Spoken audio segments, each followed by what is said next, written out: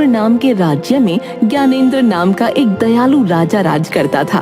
उसकी प्रजा उससे हमेशा बहुत खुश रहती थी, लेकिन उसके ठीक विपरीत उसका बेटा ध्रुव बहुत बिगड़ा हुआ था। उसे प्रजा के सुख दुख से कोई मतलब नहीं था। नगर में राजा का पुत्र ध्रुव अपने कुछ सैनिकों के साथ घुड़सवारी करने में मस्त था, और तभी उसे घुड़सवारी करते हुए रास्ते के एक तरफ एक गरीब की झोपड़ी दिखाई दी। इस झोपड़ी से गुजार कर देखी जाए। और अपने घोड़े की दिशा झोपड़ी की तरफ मोड़कर गरीब किसान की झोपड़ी को गिरा दिया। अरे वाह, मेरे घोड़े तो कमाल के हैं, मजा आ गया। अब घुड़सवारी का मजा आया।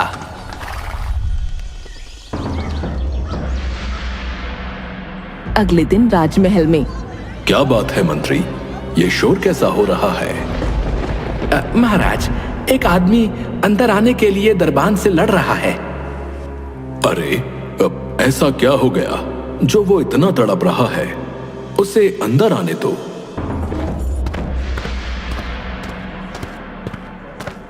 उस आदमी को अंदर बुलाया जाता है तो वो बताता है,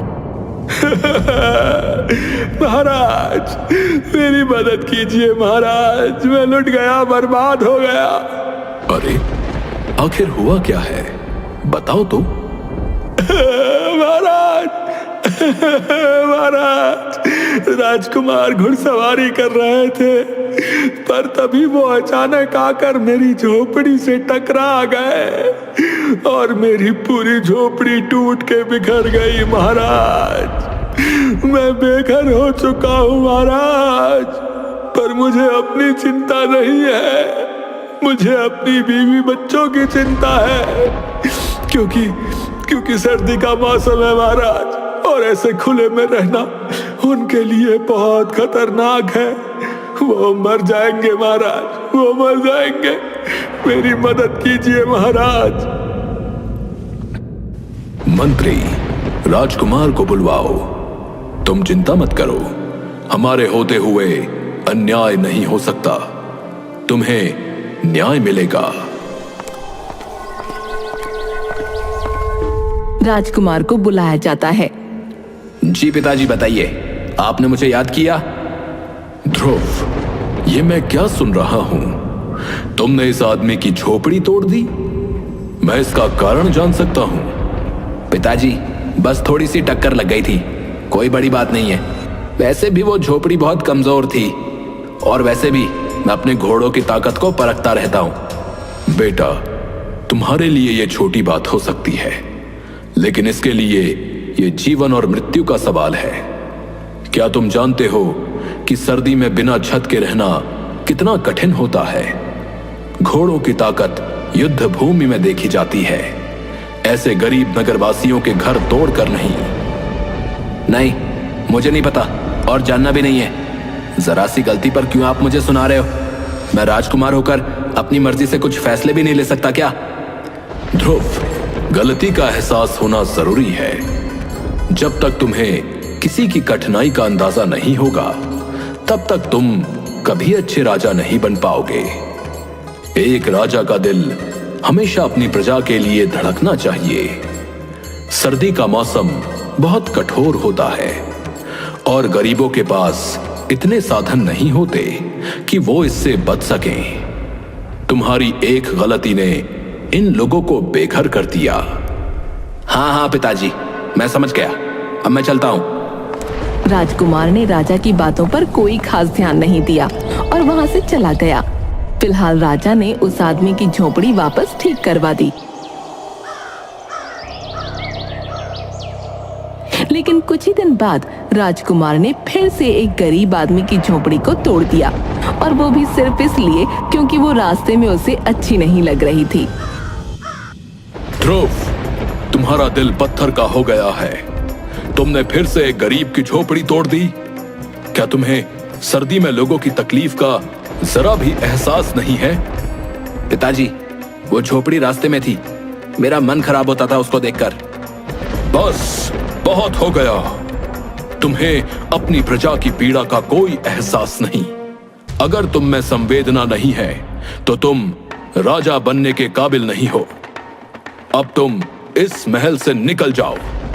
जाओ और देखो कि गरीबों की सर्दी कैसी होती है। जब तुम उनकी तकलीफें खुद महसूस करोगे तब शायद तुम्हें समझ आएगा कि राजा का दिल कैसा होना चाहिए। आप मजाक कर रहे हैं ना? मैं राजकुमार हूं इस नगर का, आप मुझे नहीं निकाल सकते। तुम्हें हर बात मजाक ही लगती है, लेकिन ये मजाक नहीं है। चले जाओ यहां से। सिपाहियों, इसे महल से बाहर निकाल दो। अरे मुझे हाथ मत लगाना पिताजी, आप ऐसा नहीं कर सकते पिताजी। राजा के आदेश पर राजकुमार को महल से बाहर निकाल दिया जाता है। वो पूरे दिन तो इधर उधर घूमता रहा, लेकिन रात होते ही उसे बहुत तेज सर्दी लगने लगी। अब तो काफी वक्त बीत गया। पिताजी ने दरबानों को आदेश दे दिया होगा कि मुझे अंदर आने दिया जाए। हाँ, अंदर चलकर देखता हूँ।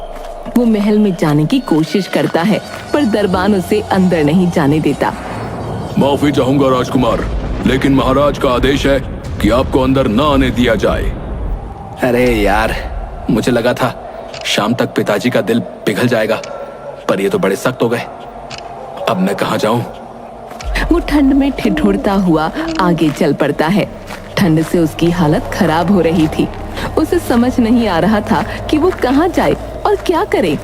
तभी रास्ते में उसे मोहन मिला। अरे राजकुमार, आप इतनी ठंड में यहाँ क्यों टहल रहे हैं? तुम्हारी वजह से मेरे पिताजी ने मुझे महल से निकाल दिया। तो आइए, आप मेरे घर में आ जाइए।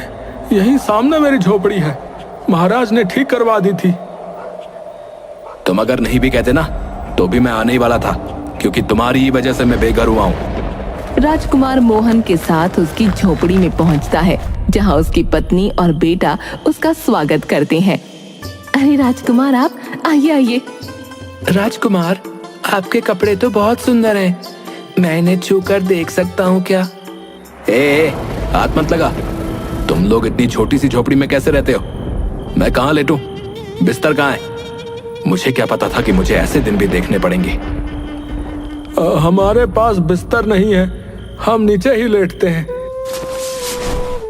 ये लीजिए आपकी चादर, लेट जाइए। राजकुमार एक चादर लेके लेट तो जाता है, लेकिन उसे बहुत ज्यादा ठंड लगती है, तो वो उन तीनों की चादर भी उनसे छीन लेता है। लाओ, मुझे दो ये चादरें, मुझे ठंड लग रही है बहुत तेज। हे भगवान, कितनी ठंड है। ये नगरवासी इतनी ठंड में इस झोपड़ी में पता नहीं कैसे रहते हैं। राजकुमार तो 4 चादरें ओढ़कर सोता है और वो लोग रात भर ठंड से कंपकपाते रहते हैं। सुबह होते ही गंगा देखती है कि सूरज ठंड से कांप रहा है और उसका शरीर तप रहा है। सूरज को तो बहुत तेज बुखार हो गया है। अरे मेरे बच्चे, क्या हो गया तुझे? वैद्य को बुलाइए। सूरज, उठो बेटा। अजी सुनो ना, कुछ करिए, आप वैद्य जी को बुलाइए। पर गंगा, मेरे पास तो वैद्य को देने के लिए पैसे भी नहीं है। क्या हुआ? इतना शोर क्यों मचा रखा है? राजकुमार, सूरज को बहुत तेज बुखार हो गया है, पर हमारे पास इसका इलाज कराने के पैसे नहीं हैं।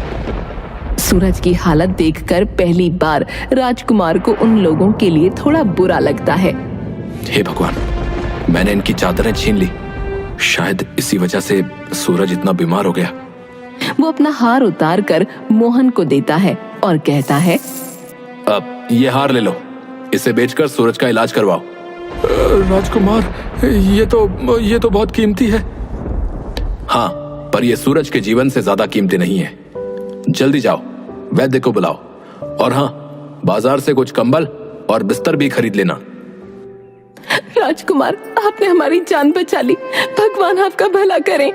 मोहन सूरज का इलाज करवाता है और साथ ही कुछ कंबल और बिस्तर भी ले आता है। अगले दिन राजा राजकुमार से मिलने आता है। ध्रुव, अब कुछ समझ आया कि नहीं? महल की याद आ रही है? मुझे महल की कोई जरूरत नहीं है, मैं यहाँ ठीक हूँ, आप जा सकते हैं। ये घमंड सही नहीं है ध्रुव, पर ठीक है, जब तक तुम्हारा मस्तिष्क ठीक नहीं होता यहीं रहो। धन्यवाद, पर मैं अपनी जगह पर खुश हूं। राजा वापस महल लौट जाता है। उसी रात अचानक एक भयानक तूफान आता है। हवा की जोरदार आवाज से झोपड़ी हिलने लगती है और कुछ ही पलों में झोपड़ी टूटकर बिखर जाती है। मोहन, उसकी पत्नी, बेटा और राजकुमार सभी खुले आसमान के नीचे ठंड से कांपने लगते हैं। हे भगवान, अब हम क्या करेंगे? ये रात कैसे गुजारेंगे? माँ, बहुत ठंड लग रही है। गंगा, हमारे हाथ में कुछ भी नहीं है जो कर सके। अब बस इस रात को किसी तरह काटना होगा। ये ठंड इतनी कठोर है, कैसे सहते हो तुम लोग इसे रोज? हम तो जैसे तैसे हर रात गुजार लेते हैं, लेकिन आज की रात तो बहुत भयानक है। मैंने जब इन लोगों की झोपड़ी तोड़ी थी तब भी तो इनकी रात ऐसे ही गुजरी होगी ना। हे भगवान, मैंने क्या कर दिया था? जैसे तैसे सुबह होती है, लेकिन रात की सर्दी ने सबके शरीर को झकझोर कर रख दिया था। राजकुमार अपनी मोतियों की माला उतारकर मोहन को देता है और कहता है, मोहन, ये लो, इसे बेचकर झोपड़ी को ठीक करवा लो। धन्यवाद राजकुमार। धन्यवाद तो ठीक है, पर तुम लोग ऐसे कैसे जीवन काटते हो? गरीब का जीवन ऐसा ही होता है राजकुमार। आप तो पहली बार गरीब की सर्दी देख रहे हैं। हमारा हर मौसम ऐसा ही है, कष्टों से भरा हुआ। मोहन उस माला को बेचकर झोपड़ी सही करवा लेता है। लेकिन कुछ ही दिन गुजरते हैं और उनके घर में खाने का सब सामान खत्म हो जाता है। मोहन, घर में अब कुछ भी खाने को नहीं बचा है। सर्दी ने तो हमारी सारी उम्मीदें छीन ली। हाँ गंगा, बर्फ के कारण खेतों में कोई काम नहीं हो पा रहा है। लकड़ी काटने का काम भी ठप पड़ा है। इस ठंड में कोई पेड़ काटने नहीं जाता। अब क्या होगा? यह वक्त भी गुजर जाएगा, बस हमें सब्र रखना होगा। मोहन, मेरे पास अब सिर्फ ये एक अंगूठी बची है, इसे बेचकर कुछ खाना ले आओ। अब राजकुमार, आप इतना कुछ दे चुके हैं, ये अंगूठी मत दीजिए। मोहन, ये समय सोचने का नहीं है, जाओ इसे बेचकर खाने का इंतजाम करो। मोहन अंगूठी बेचकर खाना ले आता है। 1-2 हफ्तों तक वो खाना चलता है, लेकिन फिर सब कुछ खत्म हो जाता है।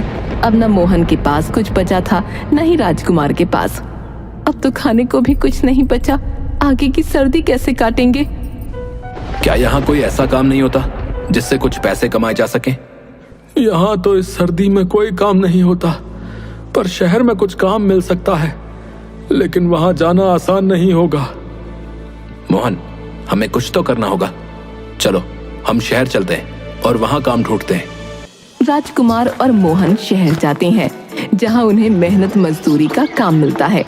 ये राजकुमार के लिए पहली बार था कि उसने अपने हाथों से काम किया हो। दिन भर की मेहनत के बाद वो इतना थक गया कि उसकी हालत बेहद खराब हो गई।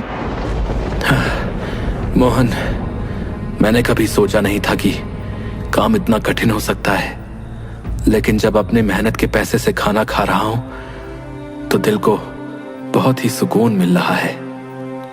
हालांकि दिन भर की थकान और सर्दी की वजह से राजकुमार को अचानक तेज बुखार हो गया।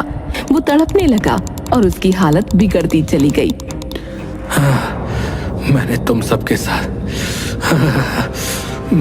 सबके साथ बहुत बुरा किया है। अब मुझे समझ आया कि तुम लोगों पर क्या बीतती है और तुम्हारे बेटे ने बुखार से तड़पते हुए क्या महसूस किया होगा। मोहन, मुझे माफ कर दो। इतना कहते ही राजकुमार बेहोश हो गया। फिर जब उसकी आंखें खुली तो उसने देखा कि वो अपने महल के नरम बिस्तर पर लेटा है। मैं यहाँ कैसे पहुंचा? बेटा, मैंने हर समय तुम पर नजर रखी थी। जैसे ही तुम्हारी तबीयत बिगड़ी, मैंने तुम्हें तुरंत महल में लाने का आदेश दिया। पिताजी, मुझे वापस जाना है। मैं मोहन और उसके परिवार के साथ रहना चाहता हूँ। नहीं बेटा, अब तुम जान चुके हो कि गरीबों का जीवन कितना कठिन होता है। तुमने उनकी परेशानियां महसूस की हैं।